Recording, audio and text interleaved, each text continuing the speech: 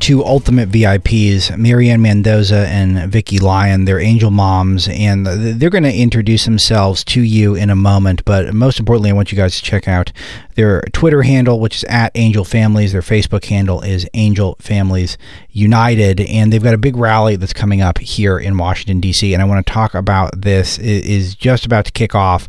And Marianne, first of all, welcome back to the show. Vickie, thank you so much for being here. I know that these segments are so meaningful to our audience. Probably the segments I get the most email on, and people just get riveted hearing these stories, and they do make such a big difference. And I do think your stories are harrowing, but we use them to create positive change and awareness. So your toils, I think, this audience it's so important for them to hear it, and they love hearing it in their own way. So, Marianne, let's start with you. I want to talk about the rally itself. Tell me about what's going on, and then we'll get into some of the background. Michelle Root and I formed Angel Families about 30 days ago with the purpose of bringing new angel families forward who really haven't had the chance to tell their stories. We're hoping to include living victims who have lived through illegal alien crime, because, the focus has really been on Americans who've been killed, and over, hundreds of thousands of Americans are affected every day by illegal alien crime, every year. And so we are going to be having Sharon Miller at our rally today, and she is a rape victim who is going to be courageous enough to stand up and speak about her just such a tragedy that happened to her in 2001. But we have, so including Sharon, we have 9 new angel families joining us at the rally today to be introduced to the American public and shed some light on the magnitude of crimes that illegal aliens commit in our country. And so some of our audience is new to the program, and some are familiar with your story, but it's important people hear about your son and what happened to Sergeant Brandon Mendoza. And could you give us some of the details? Sure. On May 12th, 2014, Brandon was driving home from work, and a repeat illegal alien criminal who was 3 times the legal limit drunk, high on meth. He had already driven the wrong way on 4 different freeways over 35 miles and then slammed head-on into my son on a blind curve. And my son ultimately died a couple hours later in surgery. And that's kind of when I started researching about this repeat illegal alien criminal who had killed my son, the fact that the leniency that was shown to him in our court system is what really catapulted me into this fight, because I thought, how can this be happening in our country, that illegal aliens, people unlawfully present in our country, are getting less jail sentence and sometimes none for the same amount of crimes that American citizens would be in jail or prison for. Yeah, and this is a shame that it is not even equal now. It is now actually, it seems sometimes it's more difficult to prosecute. You actually can get rights for being an illegal alien, which is just completely nuts, but that is where we are. Vickie, it is so great to meet you. Would you please tell me about your daughter, Nikki, who was killed by an illegal alien? Yes, thank you for having me. My daughter's name is Danielle Nicole Shermock. We called her Nikki. She was killed on November 17th, 2001 by an illegal alien who was driving on the wrong side of the road. He had probably driven about 5 cars off before he hit Nikki head on. He literally ran over her body and crushed her. My 2 grandchildren were in the car, ages 4 and 14 months. My granddaughter, the 4-year-old, was dead at the scene, and they revived her and airlifted both children into Orlando Regional Trauma Center, where Brianna ended up having brain surgery because her, her brain had seen the light of day. Her body was broken from head to toe. Brandon, the baby, was 14 months old, and he just sustained some bruises because he was in a child car seat. The illegal alien who killed her was ejected from his truck, but he only sustained broken legs. And he was, after he had healed enough to go into a rehab, his family come in the middle of the night and took him out. So we don't know where he is. He's a fugitive. So you have a fugitive who killed your daughter, and did both grandkids end up surviving? Yes, yes, they did. And you've been caring for them? Yes, my husband and I adopted them, and Brianna is now, she'll be 21 In October, she graduated high school with a 4.0 grade average, and she won every award and honor that she could. And then Brandon just graduated. He's 18. They're both, Brianna is in college, and Brandon will be starting this fall. And how do they feel about this life? It's just an amazing thing that they even survived, but yet they've had this trauma's followed them around forever. Well, they were too young to really remember. They have no memory of their mother. And I waited many years to be able to come out and tell Nikki's story and about this situation, because I wanted them to be able to understand and really to give me their okay to do so. And Brianna, we took some very graphic pictures of her in the hospital. And I wanted her to be able to say that it was okay to share them with everybody. So that was why I waited and some years to make sure that they were okay with it. And they're both very much behind this. And one day I'd like to bring them to a rally. Yeah, I hope so, and I would love to speak with them personally. These are just they're soul crushing, these stories, but they're so important and they're real American stories. Unfortunately, again, I'm with Angel Moms, Marianne Mendoza and Vickie Lyon. They've got a huge rally. The rally begins in just a couple of hours from now. I believe, Friday the 7th. That's today, 10 a.m., U.S. Capitol grounds. You guys have a great list of speakers. Go to Angel Families on Twitter, and also they have a Facebook page if you want to keep up with them. They are Angel Families United. Talk to us about the rally, Marianne. Well, it was kind of we were talking initially, Michelle and I, and talking about, saying names of American victims standing on the Capitol steps. And another friend of Michelle's in Iowa, she had planned some rallies there, and she said, let's make this a little bit bigger. And things just started snowballing. We just started reaching out to people who, it was a far reach, thinking that we would be able to get Kellyanne Conway or Sebastian Gorka and some of our politicians and Sheriff Joe. But when we reached out to them and said it was an Angel Families rally, they all readily agreed to come and speak and generously donate their time and be there in support of us. And then again, it's a way of us bringing 9 new Angel families forward to tell their stories. And unfortunately, the thing that Americans don't think about is Vickie Lyons and what she's had to deal with for, 18 years. That's right. After her daughter was killed. This is something that you and I have discussed on the show, and it's something that people want to think that this is isolated to one individual who lost their life. This will ripple for generations, particularly in your family, Vickie, and it's one of these things where it is, people don't consider that one incident like this, one moment in time, it has ripple effects for decades and generations, and those stories are not, they're ignored by the press entirely. Correct. Entirely.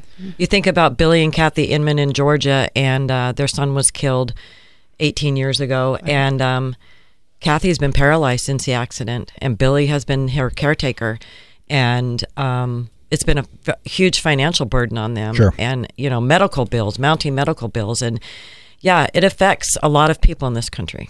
It sure does. Angelfamilies.com is the website if you want to keep up with what Marianne is doing in her wonderful group. Marianne, tell us again a little bit more about what you hope to accomplish today. Capitol Hill East Side starts in 2 hours. We want to just bring awareness. A lot of times we hear some feedback that it only happens to a few of you because they've seen a core group, 7, 8, 9 of us of Angel families that have been with President Trump on the campaign trail and been with him at White House functions. And we want to, dismiss that notion in Americans' minds and let them know there are many, many, many victims, and we're trying to bring them, more and more of them forward. We've got 9 new ones joining us at the rally today, and I've got 12 more people who are waiting until after the rally that I'm going to start introducing those to Americans. So that's the goal of Angel Families. So there has been a very high-profile illegal alien murder or suspected illegal alien murder in the news, and that's the murder of Molly Tibbetts, who was 20 years old, running in Iowa, and she was murdered presumably, or the suspect at least is an illegal alien who stalked her, threw her body in a cornfield, covered it in corn stalks, and this is being portrayed, people like me who want to talk about it, as this is some sort of racial thing. First to you, Marianne, I wanted your reaction to the story and the media fallout, and then we'll go to you, Vickie. I'm actually offended that a fellow American parent, Molly's dad, wants to act like this is not an illegal alien criminal problem in our country. You cannot keep ignoring the fact. I will continue talking about who killed Molly Tibbetts. I don't have to mention her name, but yes. I am going to keep fighting for her memory and to make sure there's not another Molly Tibbetts tomorrow that happens. This is what the liberals want to try and do and make you feel like you are wrong for mentioning this. This is not a racial issue. Illegal aliens come from all over the world. They are people who are unlawfully present in our country, and we need to start this conversation, and everybody needs to feel as comfortable as I do talking about it. It's very powerful. Vickie, same question to you.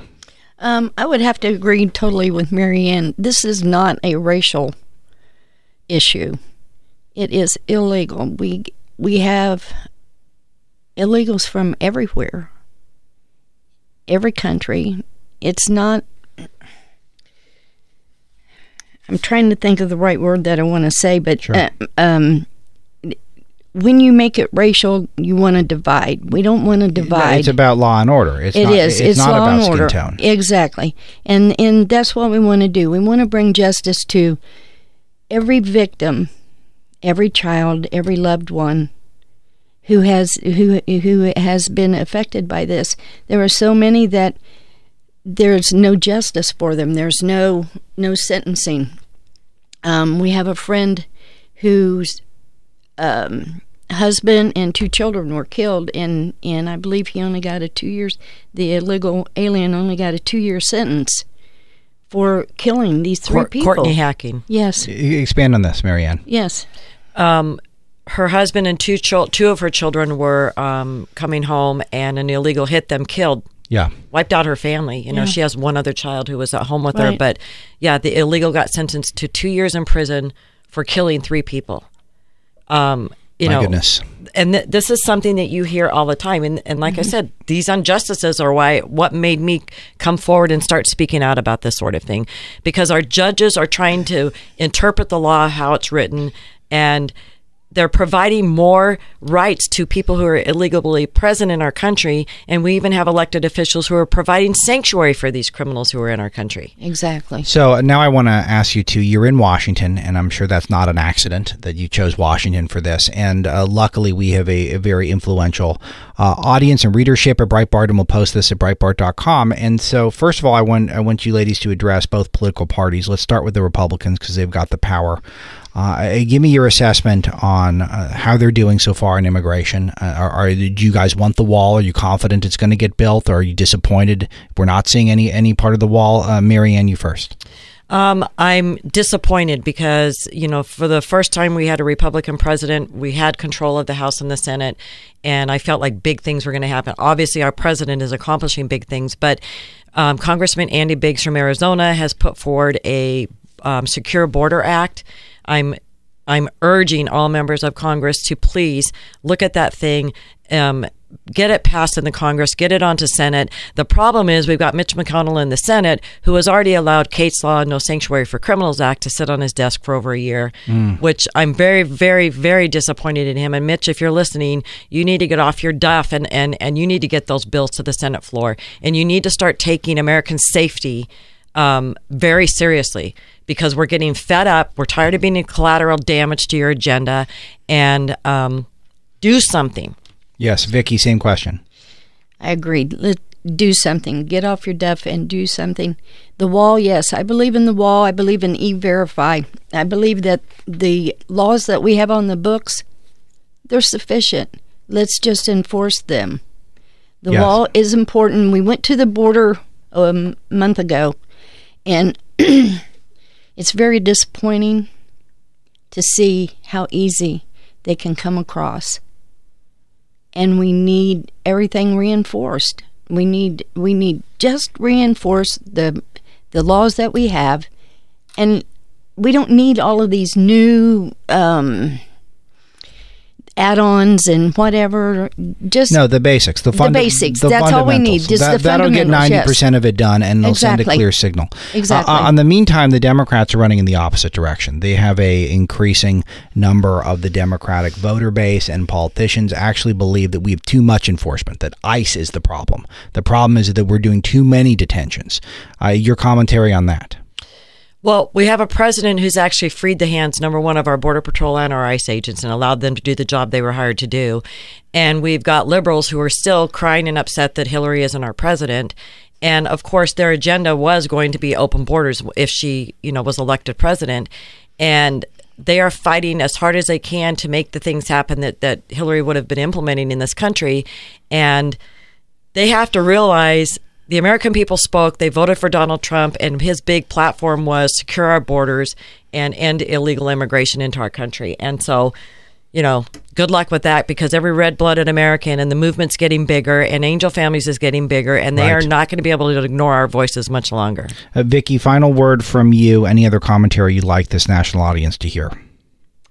I would like for everyone to really look at this issue, see the grief, see the gut-wrenching pain that it causes, and help us get out and fight and become aware of this issue.